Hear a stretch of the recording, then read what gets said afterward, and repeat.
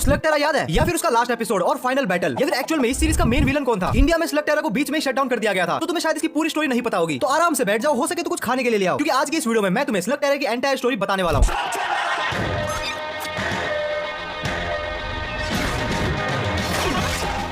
कहानी की शुरुआत होती है अपने हीरो के बाप विल शेन से, जो कि डॉक्टर ब्लैक से लड़ रहा था। ये दोनों आपस में नॉर्मल स्लग्स के साथ लड़ रहे थे। तभी विल नोटिस करता है कि ब्लैक के पास एक बहुत ही अजीब टाइप का स्लग है। अब ये स्लग ऐसा कैसे हो गया उसके बारे में बाद में बात करते हैं, लेकिन विल जैसे ही कुछ समझ पाता, डॉक्टर ब्लैक उस स्लग को फायर करता है और उसकी वजह से वहाँ पे कुछ एक ब्लैक होल टाइप का बन जाता है और वो ब्लैक होल विल शेन को अपने अंदर खींच लेता है। तो क्या विल मर गया या फिर वो ब्लैक होल विल को कहाँ लेकर गया, वो तुम्हें आगे वीडियो में पता चलेगा। लेकिन ब्लैक होल में जाने से पहले विल ने अपने इन्फर्नल स्लग बर्बी को फायर कर दिया और वो सरफेस वर्ल्ड में विल के बेटे इलाई के पास जाता है और वहाँ जाकर उसे एक सीक्रेट कंपार्टमेंट दिखाता है। इलाई को उस कंपार्टमेंट में एक लेटर मिलता है, जहाँ पे विल बताता है कि अगर इलाई को ये लेटर मिल गया इसका मतलब विल नहीं रहा, और वो ये भी बताता है कि शेन फैमिली के हर मेंबर को स्लग टेरा की रक्षा करनी होती है और विल के बाद अब इलाई को स्लग टेरा की रक्षा करनी है। और उसके 5 साल बाद जैसे ये लौंडा 15 साल का होता है, तभी अपना घर बार माँ बाप बात तो था माँ दादा दादी सबको छोड़ के निकल पड़ता है। तो वो एक सीक्रेट रास्ते के थ्रू सरफेस वर्ल्ड से टोटल 160 किलोमीटर नीचे स्लग टेरा में जाता है, ताकि वो स्लग टेरा की रक्षा कर सके और साथ ही साथ उसके पापा के साथ क्या हुआ उस चीज का पता भी लगा सके। नेक्स्ट एपिसोड में वो स्लग टेरा में अपने सीक्रेट हाइड आउट पे पहुंचता है, जहाँ पे उसे प्रोंटो नाम का ये नालायक प्राणी मिलता है। गोली नक्कू चलाओ। तुम कौन हो? तुम्हें तो मेरे जितना बहुत ही होशियार हो जी। मेरे को प्रोंटो बोलते जी, हुकुम मेरे आका। प्रोंटो उसे बताता है कि वो एक एक्सप्लोरर है और बालक बुद्धि इलाई को बहला बुसका के वो उसकी टीम को ज्वाइन कर लेता है। उसके बाद प्रोंटो बताता है कि अगर इलाई को अच्छे स्लग्स चाहिए तो उसे कंपटीशन में पार्टिसिपेट करना होगा और वहां जीत के वो अच्छे स्लग्स को पा सकता है। फिर अपना लौंडा जोश जोश में कंपटीशन में पार्टिसिपेट करने के लिए निकल जाता है और उसे रास्ते में दिखता है कि एक गुंडा टाइप आदमी एक गरीब आदमी को तंग कर रहा है। वो चौधरी बनके उसे बचाने के लिए तो जाता है, लेकिन उसकी गुद्दी ऑलमोस्ट टूटने वाली थी। तभी वहां पे ट्रेसी नाम की एक लड़की आती है जो कि उसे बचा लेती है। ट्रेसी वहां से चली जाती है और ये दोनों लुगाई पेटे कंपटीशन में पहुंच जाते हैं, जहां पे उन्हें एक बार फिर से ट्रेसी मिलती है जो कि एक ब्लॉगर होती है। उसके बाद उन्हें नीला आदमी मिलता है जो कि खुद को कोड बताता है और वो एक्चुअल में एक मैकेनिक होता है। कोड इलाई को स्लग स्लिंगिंग के सारे बेसिक दाव बताता है और उसे कुछ बेसिक स्लग देता है ताकि इस गरीब स्लग को सारी मेहनत अकेली ना करनी पड़े। और वो इलाई को ये भी बताता है कि हारने वाले को जीतने वाले को उसकी मनपसंद का स्लग देना पड़ता है। और जैसे स्लग 160 किलोमीटर की स्पीड को टच करते हैं वो ट्रांसफॉर्म हो जाते हैं। इतना बेसिक ज्ञान पाने के बाद अपना लौंडा सीधा फाइट में उतर जाता है और वो पहली फाइट जीत भी जाता है, जिससे उसे एक इलेक्ट्रिक टाइप स्लग मिलता है जिसका नाम वो जूल्स रखता है। नेक्स्ट एपिसोड में इलाई अपनी सारी फाइटें जीत रहा था और नए नए स्लग बटोर रहा था, जिससे वहां के लोगों को पता चल जाता है कि शेन के खानदान से कोई नया लौंडा आया है। और जब ब्लैक को ये बात पता चलती है कि विल शेन का लौंडा यहाँ पे आया तो वो खुद उससे मिलने आ जाता है और उसे अपनी टीम में करने के लिए वो उसको एक घूल स्लग ऑफर करता है। इलाई उसको उसके मुंह पे मना कर देता है। उसके बाद ब्लैक वही घूल स्लग इलाई के अपोनेंट को देता है और वो घूल स्लग का इस्तेमाल करके इलाई को फाइनल्स में हरा देता है। नेक्स्ट एपिसोड में हम देखते हैं कि बाकी स्लिंगर्स ने भी अब धीरे धीरे करके घूल स्लग का इस्तेमाल करना शुरू कर दिया है और उसमें से एक स्लिंगर अपने लोंडो से भिड़ जाता है, लेकिन शेन टीम उसको हरा देती है। और जब वो वापस अपने हाइड आउट जाते हैं तब वो देखते हैं कि ब्लैक के बंदों ने उनके घर की मां बहन कर दिया है और फिर वो घर का नया फर्नीचर और नए ब्लास्टर्स लेने के लिए एक दुकान में जाते हैं। लेकिन ये कंगले उस दुकान को अपनी बाप की दुकान समझ के बैठे थे और उनके पास इनफ पैसे ना होने की वजह से इलाई को अपना एक स्लग जूल उस शॉप ओनर को देना पड़ा। और जब इलाई अपने घर के लिए रास्ता नाप रहा था तब उसे समझ में आया कि सारा सामान तो इन तीनों चोरों ने भी लिया है, तो सिर्फ स्लग मेरा ही क्यों गया। तो वो अपने स्लग को वापस लेने के लिए उसी दुकान में जाता है, जहाँ पे उसे पता चलता है कि शॉप ओनर स्लग्स को डॉक्टर ब्लैक को सप्लाई कर रहा है ताकि डॉक्टर ब्लैक उन स्लग्स को घूल स्लग में कन्वर्ट कर सके। और वहाँ पे उन्हें डॉक्टर ब्लैक का राइट हैंड मैन भी मिलता है, डियाब्लोस नाचो। अब ये आदमी इतना अजीब क्यों दिख रहा है और डॉक्टर ब्लैक नॉर्मल स्लग्स को आखिर घूल स्लग में कन्वर्ट क्यों कर रहा है, इन सभी सवालों का जवाब आगे कहानी में मिलेगा। लेकिन एक बात तुम जान लो कि जो ये डियाब्लोस नाचो है ये कोई नॉर्मल स्लगटेरियन नहीं है। तो वो अपने लोंडे और लोंडियों को इजीली हरा देता है और उन्हें वहीं पे ट्रैप कर देता है। और उसके बाद शॉप ओनर इलाई और उसकी गैंग को छुड़ाता है और वो सारे डॉक्टर ब्लैक के अड्डे पे जाते हैं अपने स्लग को वापस लेने। इलाई फ्रंट डोर से सीधा अंदर जाता है और बाकी लोग प्रोंटो की मदद से गड्ढा करके बैक डोर से जाते हैं। प्रोंटो गैंग स्लग्स को आजाद करवा देती है और उधर इलाई ब्लैक से भिड़ जाता है। लड़ाई के दौरान ब्लैक इलाई का सुअर बनाने वाला था, तभी इलाई गैंग वहां पे आ जाती है, लेकिन वो सब ब्लैक के चमचों और घूल स्लग के सामने नहीं टिक पाते और उन्हें वहां से भागना पड़ता है। लेकिन अच्छी बात ये थी कि इलाई गैंग ने बहुत से स्लग्स को वहां से छुड़वा लिया था। उन्हें दूसरी तरफ से पकड़ो। नहीं जाने दो उन्हें, वो अब समझ गया होगा इलाई शेन अब यहाँ जल्दी वापस नहीं आएगा। नेक्स्ट एपिसोड में इलाई गैंग खुद को स्ट्रॉन्ग करने के लिए फ्रोस्ट स्लग को पकड़ने निकल पड़ती है। इलाई को एक स्लग मिल भी जाता है, लेकिन इसी बीच इलाई का ब्लास्टर खराब हो जाता है, जिसे ठीक कराने के लिए वो रेडू नाम के एक बंदे के एरिया में जाते हैं, जहाँ पे एकदम सन्नाटे का माहौल था क्योंकि वहाँ पे झोला gang I mean hula gang वहाँ पे आतंक मचा रही थी। इलाई गैंग हुला गैंग की गुद्दी नाप देती है और वो सीधा रेडू के पास जाते हैं अपना ब्लास्टर ठीक कराने के मकसद से। लेकिन ये खड़ूस बुढ़ो स्टार्टिंग में तो मना कर देता है, लेकिन जब उसे पता चलता है कि इलाई विल का बेटा है तो वो उसे एक नया ब्लास्टर देता है। और उसके बाद एक बार फिर से हुला गैंग वापस आती है, लेकिन इलाई अपने नए ब्लास्टर की मदद से उन्हें इजीली हरा देता है। और उसके बाद इलाई को एक हीलिंग टाइप स्लग मिलता है जिसको वो डोक नाम देता है। और इस स्लग को याद रखना क्योंकि ये स्टोरी में बहुत ज्यादा इंपॉर्टेंट है। नए और पावरफुल स्लग की तलाश में हमारे लोंडे डरावनी सी जगह पे पहुंच जाते हैं, जहाँ पे अपनी गैंग पे एक्चुअल भूत हमला कर देते हैं। हमारे लोंडे के स्लग उन भूतों के आर पार जा रहे थे, मतलब उनको कोई नुकसान ही नहीं हो रहा था। और जैसे ही लग रहा था कि अपने लोंडों का काम तमाम होने वाला है, वो भूत अचानक से कहीं और चले जाते हैं। और जब अपने लोंडे उन भूतों का पीछा करता है तब उन्हें पता चलता है कि यहाँ पे नाचोस आ चुका है, जो कि स्लगटेरियन एक्सप्रेस की मदद से यहाँ से कोई तो चीज स्मगल करके ले जा रहा है। वो सेम भूत नाचोस पे भी हमला करते हैं, लेकिन नाचोस के घूल स्लग उन भूत को नुकसान पहुंचा रहे थे। और उसके बाद वो भूत वहां से चले जाते हैं और इस मामले का पता करने के लिए इलाई गैंग उसी ट्रेन में बैठ जाती है, जहाँ पे उन्हें पता चलता है कि नाचोस यहाँ से ब्लैक वाटर को लेके जा रहा है और इसी ब्लैक वाटर का इस्तेमाल करके वो नॉर्मल स्लग्स को घूल स्लग में कन्वर्ट करता है। अपनी टीम डिसाइड करती है कि वो ब्लैक वाटर के सोर्स को ही खत्म कर देगी, जिससे कोई भी नॉर्मल स्लग घूल स्लग में कन्वर्ट ना हो सके। उसके बाद अपनी गैंग वर्कर बनके वहां पे जाते हैं, लेकिन नाचोस उन्हें पकड़ लेता है। इलाई नाचोस से फाइट करने का ट्राई तो करता है, लेकिन इलाई को एक नाइट घोस्ट लगा के लगता है, जिसकी वजह से इलाई हर चीज से डर रहा था। लेकिन अपना डोक इलाई को ठीक कर देता है। उसके बाद वो सेम भूत इलाई को एक बार फिर से दिखते हैं और इलाई को समझ में आ जाता है कि वो भूत उसे नुकसान पहुंचाना नहीं चाह रहे और वो उनसे हेल्प मांगता है। इलाई और भूत नाचोस को भगा देते हैं और वो ब्लैक वाटर की लीकेज को भी बंद कर देते हैं। और लीकेज को बंद करते ही वो भूत नॉर्मल लोगों में कन्वर्ट होना शुरू होते हैं और इलाई गैंग को बताते हैं कि पहले यहाँ पे गोल्ड माइंस हुआ करती थी, लेकिन ब्लैक ने इस जगह को खरीद लिया और वो यहाँ उनसे किसी और चीज की माइनिंग करवाता था। और जब एक दिन ब्लैक वाटर गलती से लीक होने लगा तो ये सब लोग भूत बन जाते हैं। और जब अपनी इलाई गैंग को लगता है कि उन्होंने फाइनली ब्लैक वाटर के सोर्स को खत्म कर दिया, तभी हमें दिखाया जाता है कि ब्लैक के पास एक बहुत ही बड़ी अमाउंट में ब्लैक वाटर ऑलरेडी है। नेक्स्ट एपिसोड में कुछ लोग फैंटांगो स्लग्स को कहीं पे ले जा रहे थे और ब्लैक के चमचे उन पे हमला कर रहे थे। इलाई गैंग उन चमचों को भगा देती है। फिर उन लोगों से पता चलता है कि बुलजाई केव, जहाँ पे फैंटांगो स्लग्स रहते हैं, वो केव स्लग टेरा के लिए बहुत ही इंपॉर्टेंट है। और अगर बुलजाई केव में फैंटांगो स्लग्स नहीं रहेंगे तो स्लग टेरा की एनर्जी अनबैलेंस हो सकती है, क्योंकि स्लग टेरा की एंटायर लाइफ फोर्स स्लग्स के ऊपर ही डिपेंड करती है।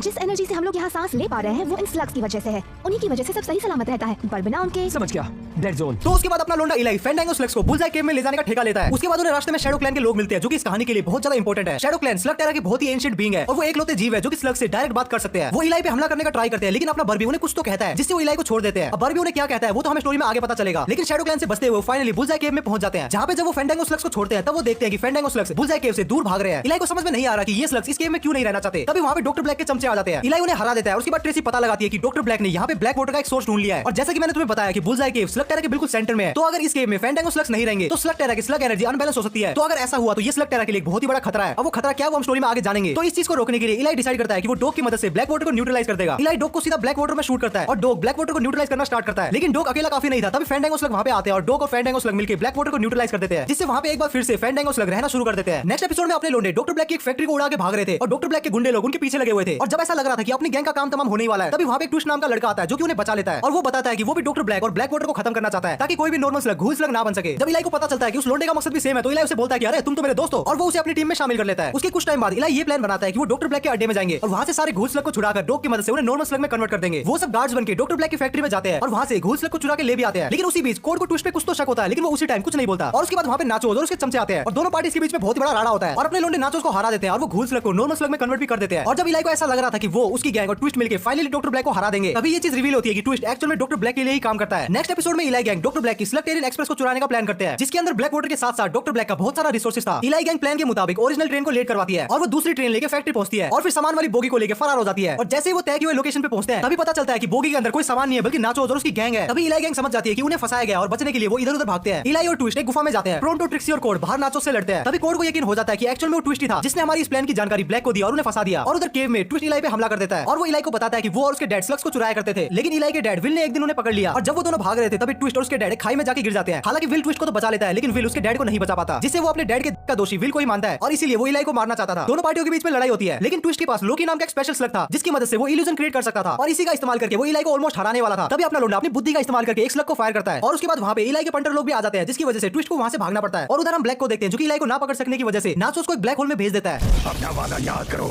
हम दोबारा मिलेंगे ब्लैक। नेक्स्ट एपिसोड की शुरुआत एक डैना नाम की लड़की से होती है जो कि इलाई गैंग के घर पे डाका डालने के मकसद से आई हुई होती है। हालांकि शेन गैंग उसे रंगे हाथों पकड़ लेते हैं और वो इलाई को बताती है कि वो विल के खजाने के लिए आई है जिसपे उसका हक है और ऐसा कह के वो वहां से चली जाती है। इलाई को समझ में नहीं आता कि आखिर में उसके बाप का कौन सा खजाना है जिसपे इस लोंडिया का हाथ है। और उसके बाद वो अपने डैड की फोटो देखने लग जाता है और उसे पता चलता है कि फोटो के पीछे एक हिडन लॉकर है। लॉकर से एक बॉक्स निकलता है और कोड उन्हें बताता है कि इस बॉक्स को स्टील से पिघलाकर सील किया गया है और अगर उन्हें इस बॉक्स को खोलना है तो इसे सिर्फ मैग्मा स्लग ही पिघला सकते हैं। और उसके बाद अपने लोंडे निकल पड़ते हैं मैग्मा स्लग की खोज में मैग्मा केव में। जैसे तैसे वो केव के सेंटर में पहुंचते हैं तब वो देखते हैं कि डैना वहां पे ऑलरेडी पहुंच चुकी है और उसके पास उस केव का एक लौता मैग्मा स्लग भी है। डैना उन्हें धमकी देती है कि मुझे मेरा हिस्सा दे दे वरना मैं इस स्लग को नहीं दूंगी। उसके बाद डैना रिवील करती है कि डैना का बाप और इलाई का बाप एक साथ ही काम किया करते थे और एक दिन डैना के बाप को पता चलता है कि विल्शन छुप छुप के कुछ तो इस बॉक्स में भर रहा होता है। और जब डैना के डैड ने विल्शन का पीछा किया तब उसे पता चला कि विल्शन शैडो क्लैन के साथ काम करता है। और जब डैना के डैड ने विल्शन से इसके बारे में पूछा तो उसने साफ मना कर दिया और उसके बाद दोनों के बीच में रोला मचता है। और उसके बाद से डैना का बाप कहां है किसी को नहीं पता। बड़ा डेंजर मानुस लगता है विल्शन। इलाई बॉक्स को खोलता है और वो देखता है कि बॉक्स में खजाने के बदले तो कूड़ा भरा पड़ा है। तभी डैना को बॉक्स में क्राउन दिखता है जिसे पहनने के बाद उसे शैडो क्लैन के लोग दिखाई दे रहे थे और वो क्राउन पहनने के बाद उसे इतनी तकलीफ हुई कि उसने उस क्राउन को निकाल फेंका। और उसके बाद हम देखते हैं कि वहां पे शैडो क्लैन खुद स्वयं पर्सनली आ जाते हैं। अपने लोंडे डैना को लेकर भाग जाते हैं और डैना मौके का फायदा उठा के उस बॉक्स से एक शैडो बॉल उठा लेती है। लेकिन इसी भागदौड़ में इलाई पीछे रह जाता है और बर्बी इलाई को बोलता है वो क्राउन पहनने को। और जैसे इलाई वो क्राउन पहनता है उसे भी काफी तकलीफ होती है। उसके बाद हमें पता चलता है कि वो क्राउन के थ्रू इलाई अब शैडो क्लैन से बात कर सकता है। शैडो क्लैन इलाई को बताते हैं कि हाँ इस क्राउन को पहन के कोई भी आदमी हमसे बात कर सकता है, लेकिन हर कोई इस क्राउन की ताकत को बर्दाश्त नहीं कर सकता। और शैडो क्लैन वाले बताते हैं कि वो इलाई के डैड को जानते हैं और फिर वो क्राउन वो इलाई को देके वहां से चले जाते हैं ये बोल के कि जिस दिन तुम तैयार होगे इसको पहन लेना। अब लोगों को कहानी में काफी इंटरेस्ट आ रहा होगा ना, ये शैडो क्लैन वाले कौन है, इलाई का डैड क्या करता था, आखिर में ब्लैक वाटर कहां से आया, वो क्या चीज है। और अगर तुम डॉक्टर ब्लैक को इस सीरीज का मेन विलन मान रहे होता जा रहा है क्योंकि एक सनाया नाम की बुढ़िया इलाई को ढूंढते हुए इलाई के पास आती है और वो इलाई को बताती है कि उसने सारे शेन्स को ट्रेन किया है और इलाई को सनाया के पास आना पड़ेगा ताकि सनाया देख सके कि इलाई क्या उसकी ट्रेनिंग के लायक भी है। और कोड इलाई को बताता है कि ये बुढ़िया कोई नॉर्मल बुढ़िया नहीं है बल्कि स्लग टेरा की सबसे बेस्ट स्लिंगर है और इसी ने स्लग टेरा के बेस्ट ऑफ द बेस्ट स्लिंगर्स को ट्रेनिंग दी है। इलाई नेक्स्ट डे वहां पे पहुंच जाता है जहां पे वो देखता है कि बहुत सारे अदर स्लिंगर्स भी वहां पे आए हुए हैं सनाया से ट्रेनिंग लेने के लिए। सनाया सबको बताती है कि वो किसी एक को चुनेगी और उसको ही ट्रेनिंग देगी और वो एक कौन है उस चीज का फैसला करने के लिए तुम सभी को स्लग बैटल करनी पड़ेगी और जो भी जीतेगा उसे सनाया ट्रेनिंग देगी। सबके बीच में कंपटीशन शुरू होता है। इलाई सबको एक के बाद एक हरा रहा था।